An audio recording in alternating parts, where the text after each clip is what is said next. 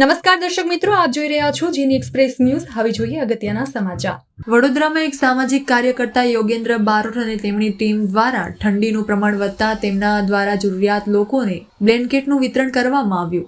અંદાજિત તેમના દ્વારા 200 થી વધારે બ્લેન્કેટનું વિતરણ કરાયું। જીની એક્સપ્રેસ ન્યૂઝ વડોદરા। રોજ વડોદરા શહેરની અંદર જે ઠંડી પડી રહી છે, તો વડોદરા શહેરમાં જે લોકો બ્રિજ નીચે સૂતા હોય, ખરેખર જેની પાસે ઓઢવા માટે કંબલ ના હોય એવા લોકોને કંબલ આપવા માટે અમે સૌ મિત્રો સાથે નીકળ્યા છે। તો વડોદરા શહેરની વાત કરીએ તો ગુજરાતમાં એક હીરો છે જેનું નામ છે નીતિન જાની ખજૂરભાઈ। એ જે કામ કરી રહ્યા છે, 350 ની ઉપર ગરીબ લોકો માટે મકાન બનાવ્યા છે।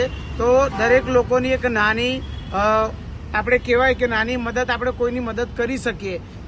જેમ કે નીતિન જાનીએ 350 મકાન બનાવ્યા, પરંતુ આપણે એક નાનું કામ કરીએ કે ઠંડીની સિઝનની અંદર કોઈ વ્યક્તિ હોય જેને ઠંડી લાગતી હોય અને ખરેખર જેની પાસે ધાબળા કે ઓઢવા માટે કંબલ ના હોય એવા વ્યક્તિને આજ રોજ અત્યારે અમિતનગર સર્કલથી શરૂઆત કરી છે અને ધાબળા આપવા માટે શરૂઆત કરી છે।